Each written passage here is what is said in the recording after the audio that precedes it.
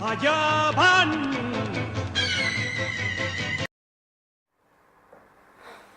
Bienvenidos señores a este hermoso canal, capítulo 10, la Unión Soviética, del libro 4000 años de controles de precios y salarios, cómo no combatir la inflación. Capítulo 10, la Unión Soviética. La Unión Soviética presenta en la actualidad el mejor ejemplo de control absoluto de precios y salarios y cuya práctica ha adquirido madurez, dada su larga trayectoria. La economía planificada de esta nación fue casi en su totalidad rígida, oponiéndose a cualquier otra forma de estructura de precios a partir de la culminación de la nueva política económica aplicada por Lenin en la década del 20. El sitial en que la historia colocó a Stalin como uno de los líderes más despiadados de todos los tiempos se debió en parte a las medidas que él tomara a fin de regular la economía, dado que la economía de la Unión Soviética se planifica en su totalidad. Los objetivos políticos no pueden ser otros que los establecidos por los planificadores, ya que en última instancia el poder del Estado es siempre suficiente y posee los medios para transgredir cualquier derecho individual y para infligir la coerción necesaria sobre los ciudadanos, con el propósito de asegurar el cumplimiento del plan central. Si se considera que en la planificación soviética existen 10 millones de precios distintos, resulta posible tener una idea de la naturaleza de la tarea de regulación en la economía soviética, en tanto que el éxito de una economía occidental se podría juzgar por su capacidad para responder a las necesidades del consumidor. En la Unión Soviética, como ocurre en cualquier economía dirigista centralizada, la satisfacción de los deseos del consumidor no se incluye entre los objetivos de la planificación. Solo pueden cumplirse desde el punto de vista de sus propios parámetros, es decir, las metas señaladas por los planificadores. El subdirector del Instituto de Investigaciones del Trabajo, A.S. Shkurko, proporcionó una brillante explicación referida al actual sistema salarial soviético y a las históricas circunstancias que lo originaron. El Estado soviético posee dos mecanismos para establecer los salarios. En primer lugar, determina que para cada empresa un presupuesto total de salarios correspondiente a un año. En segundo lugar, establece los salarios semanales que regirán en toda la nación, para toda clase de trabajo. Los gerentes de fábrica o administrativos gozan de cierta flexibilidad, puesto que su fondo de remuneración se complementa con una suma en concepto de bonificación y hay evidencia de que dicha suma está destinada para crear una estructura salarial más realista que la originariamente proyectada por los planificadores centrales. La autoridad de planificación asigna a toda fábrica una meta de producción. En teoría, dicha producción debería incrementarse en la misma proporción que el aumento observado a largo plazo en la productividad, para mantener los salarios a niveles constantes. En la práctica, para obtener suficiente mano de obra calificada, la meta aumentará en menor medida que la productividad estimada, para que a los trabajadores les resulte más fácil superar las metas.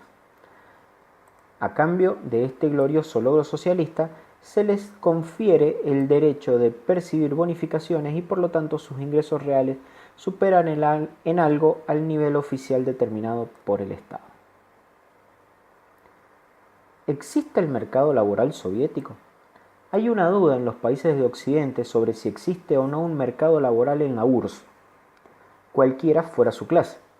Brittan y Lilly puntualizan que las estrictas leyes de no movilidad ordenadas por Stalin en la década del 40 fueron flexibilizadas en 1956 y que a los trabajadores recién incorporados se les permite dentro de un campo limitado cambiar sus empleos.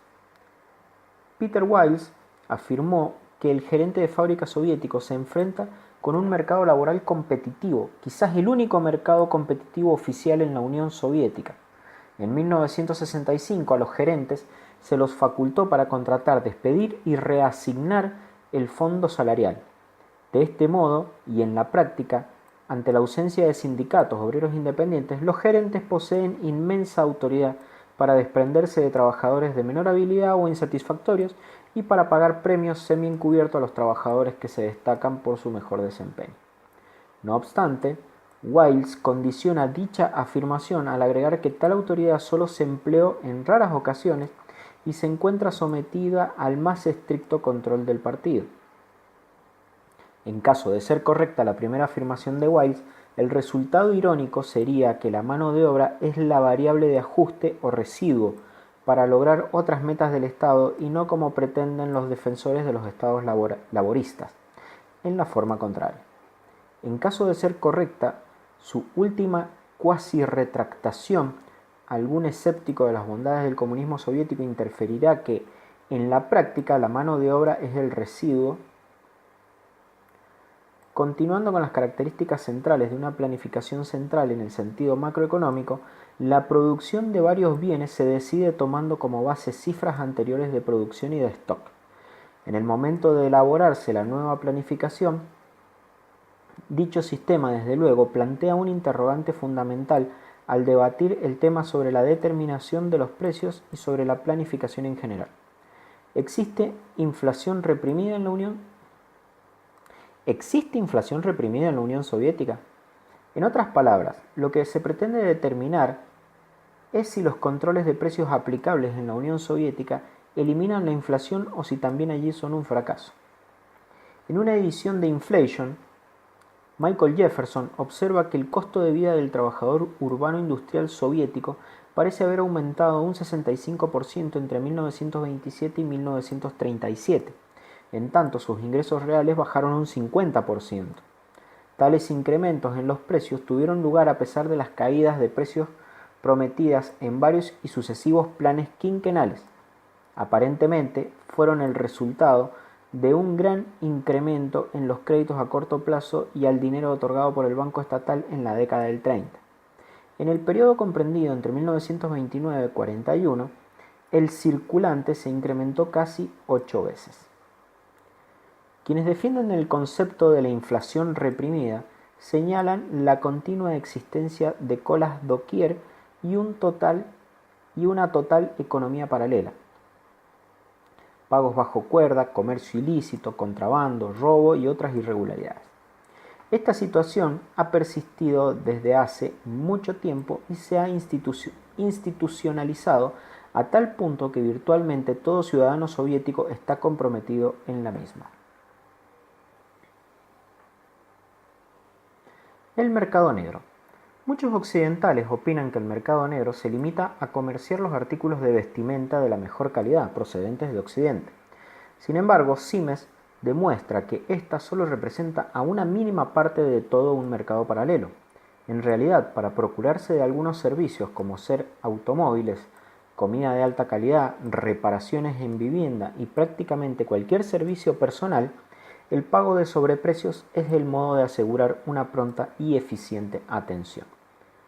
En lo que concierne a los minoristas, solo se puede tener la seguridad de que las entregas de mercadería de óptima calidad serán regulares si se agrega algún pago extra al proveedor. Por otra parte, el modo de retener a los trabajadores calificados en la etapa de producción consiste en complementar los jornales en forma encubierta. La actitud de las autoridades ante tal situación es considerarla formalmente ilícita y susceptible de graves sanciones. Sin embargo, en la práctica se la reconoce como una actividad esencial aún inevitable para conservar el funcionamiento fluido de la economía.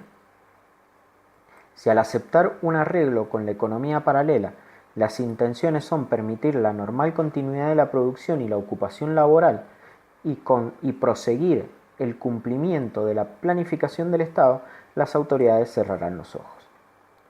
Un segundo argumento esgrimido por los partidarios de la tesis de la inflación reprimida es el que sostiene la existencia de una importante y creciente cantidad de cuentas de cajas de ahorro abiertas por el público. Aducen que hay mucho dinero que no se puede gastar y que se destina a fines ahorristas, ya sea como reserva o bien para efectuar operaciones de compra que involucran volúmenes en gran escala cuando se presenta la ocasión. Incrementos porcentuales netos de depósitos en caja de ahorro. 1966, 4,2. 1967, 4. 1968, 5,5. 1969, 6. 1970 8.2, 1971 6.6.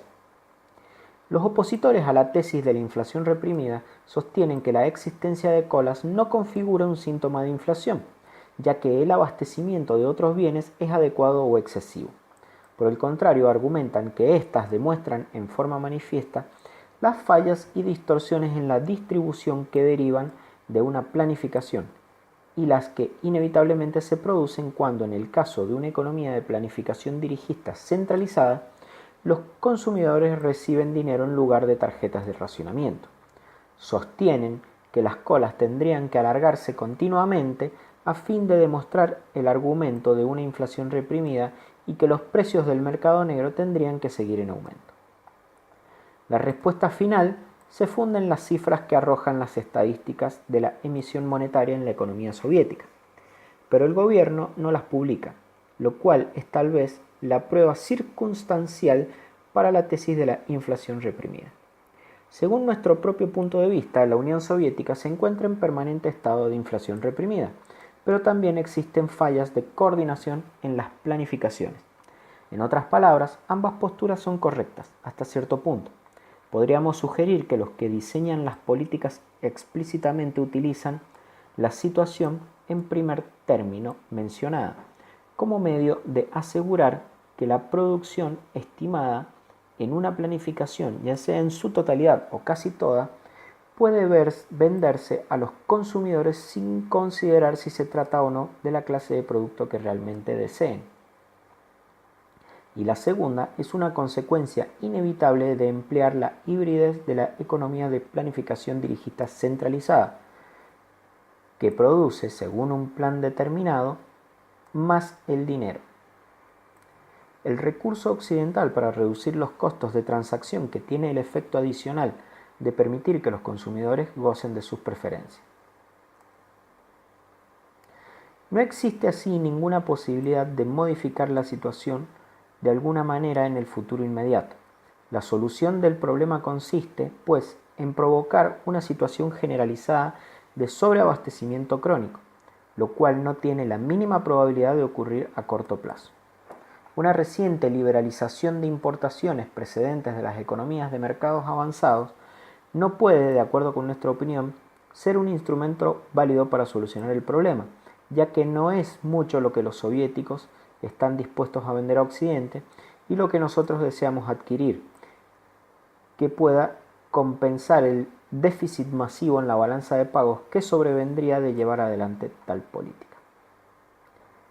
Fin del capítulo número 10, la Unión Soviética. Los espero en el siguiente video. Un abrazo, hasta la próxima. Suscríbete, compartí, deja tu me gusta y si querés algún comentario sobre qué libros te gustarían que sigamos leyendo a futuro.